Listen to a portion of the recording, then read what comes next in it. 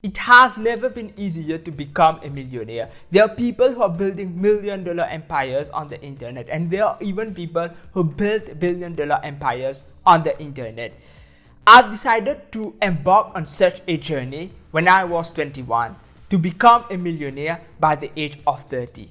Right now, I'm 25 years old. We can say that I have reached halfway. I will tell you where I've reached so far and how I intend to continue in the next 5 years so that I can achieve this millionaire status by September 2024. The first million is always the hardest to make, but once you make that first million, the others will come. It's a compounding effect. So you just need to make that first millions, and then your wealth, your fortune will grow exponentially. So am I worth $500,000 today? Actually, no.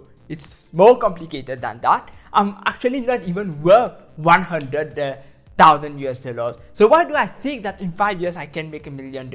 It's because I have a plan. You just need to have a goal. You need to have a plan. You don't need just a dream that you will become a millionaire. You need to have a plan. And today I'm going to tell you exactly how I intend to implement this plan so that I can become a millionaire in 5 years. The first step on this plan is to smash the like button so that it helps with the YouTube algorithm. I'm joking, actually. This is not the first step, but please smash the like button and also subscribe and hit the notification bell so that you don't miss the next video, which will be about the general elections in the UK. I will talk a little about how to take advantage of that and invest in the UK right now. The simplest way to become a millionaire is to save money to become a millionaire. But if let's say you have a 10-year period, you want to become a millionaire in 10 years, how much money do you need to save every month so that you can become a millionaire?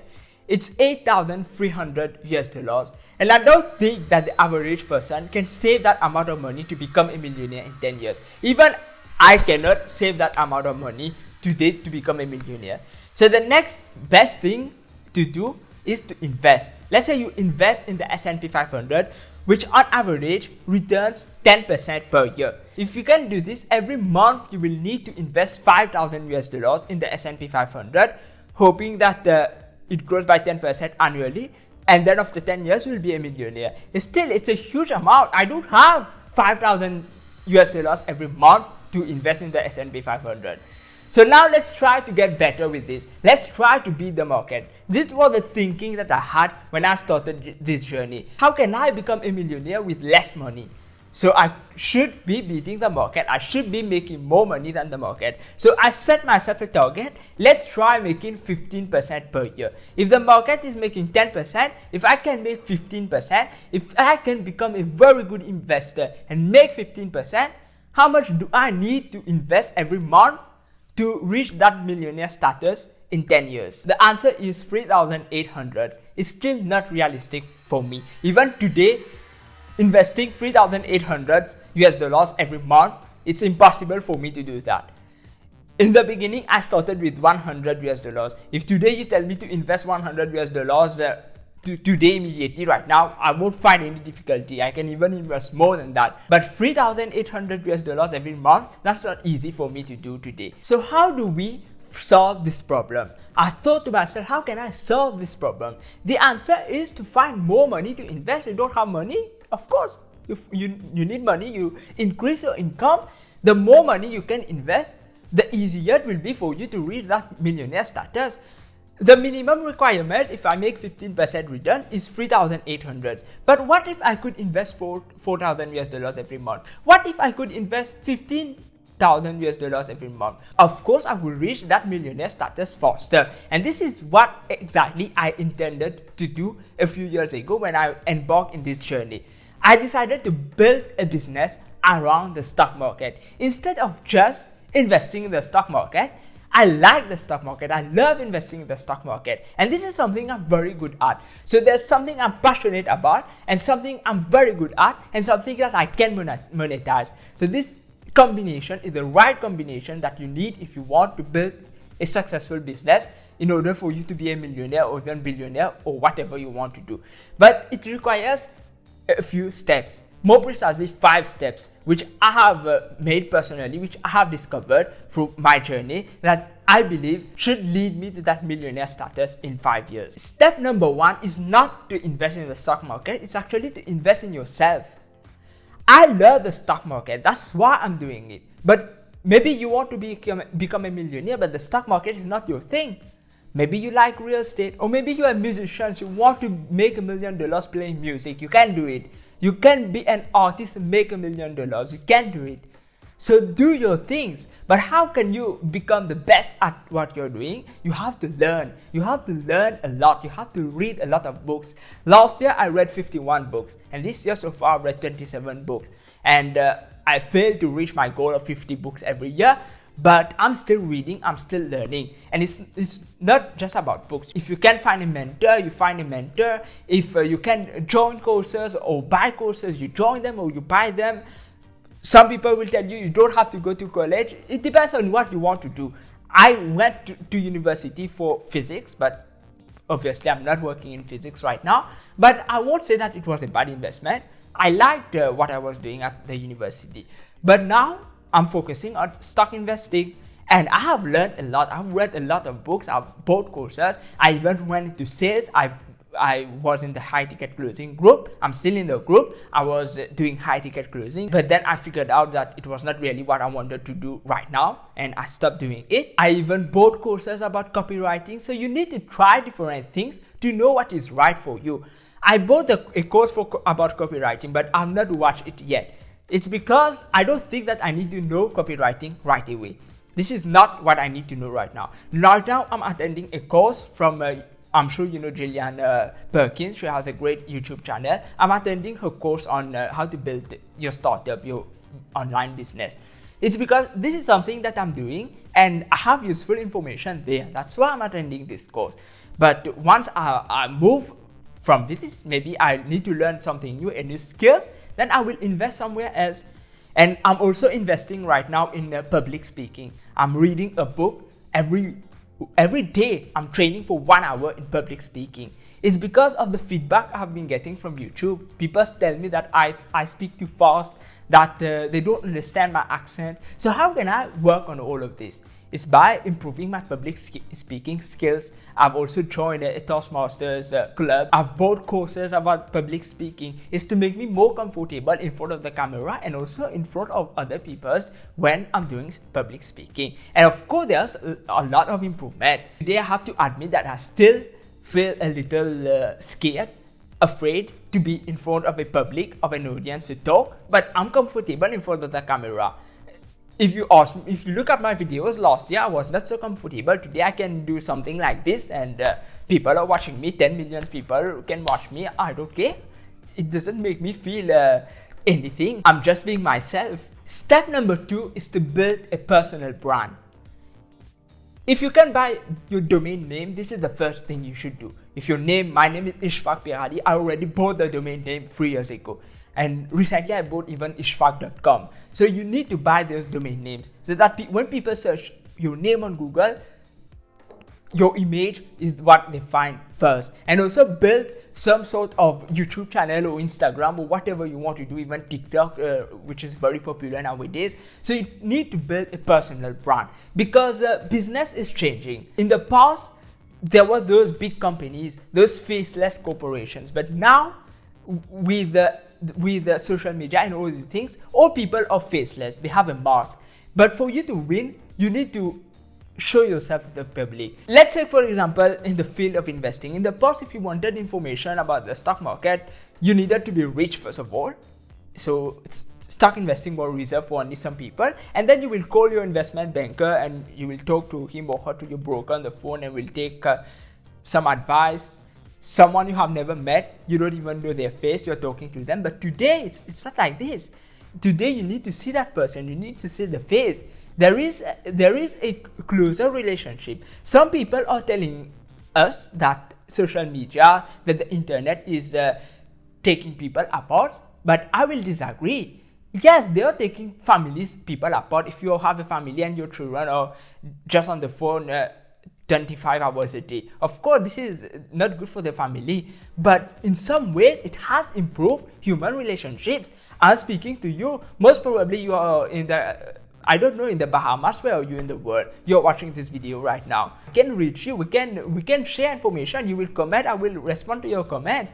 So this is bringing people together, and you need to take advantage of that to build your own personal brand. And your brand needs to be different from your competitors. Otherwise, why would people subscribe to your YouTube channel if you're doing the same thing? If everybody is making videos about Tesla, you're also making videos about Tesla, why will people subscribe to your channel?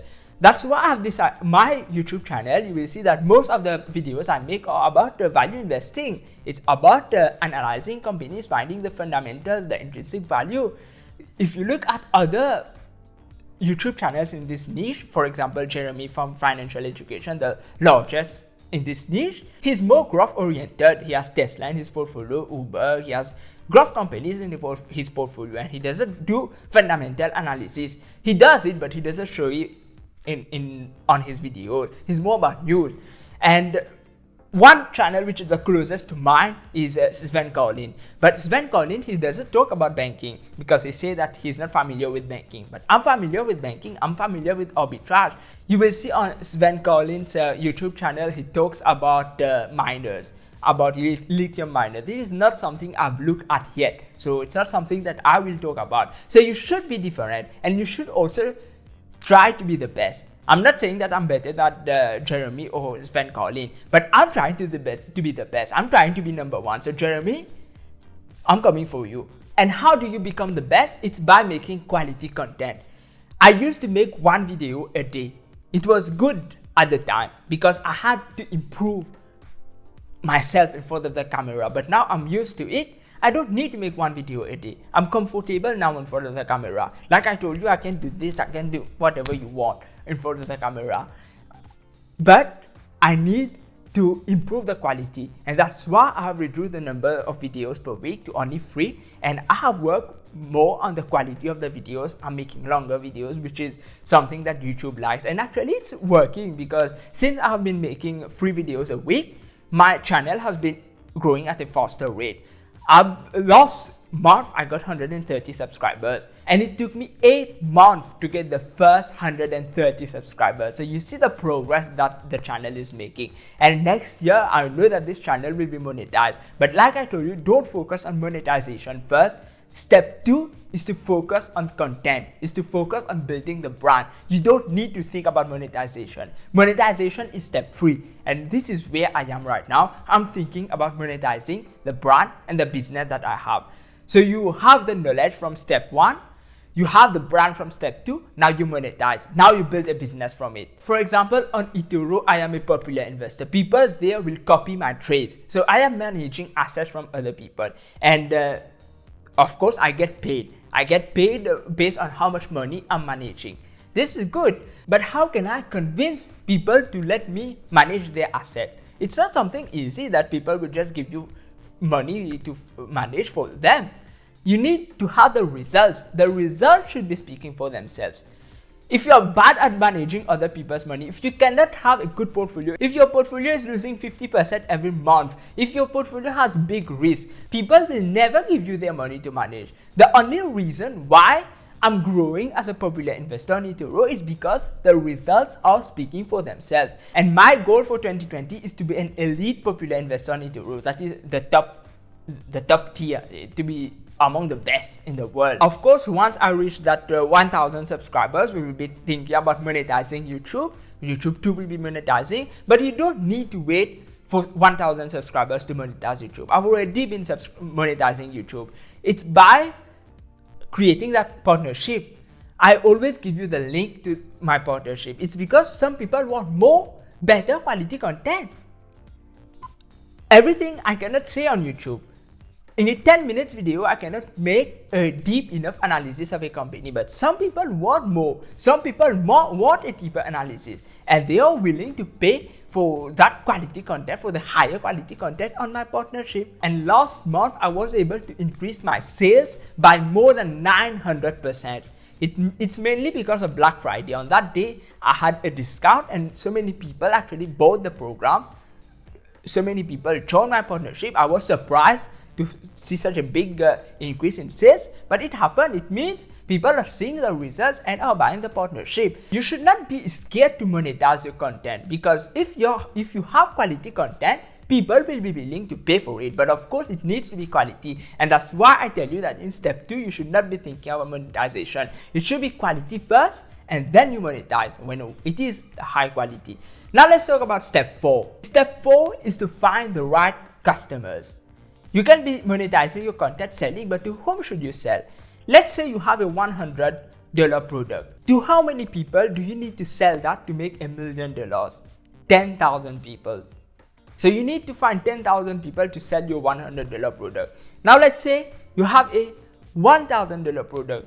You need 1,000 people to sell so that you make $1 million. Now if you have a $10,000 product, you need only 100 people to sell it to. So you see, the more expensive your product are, the less people you need to sell it to. And that's why I want my products to be more expensive.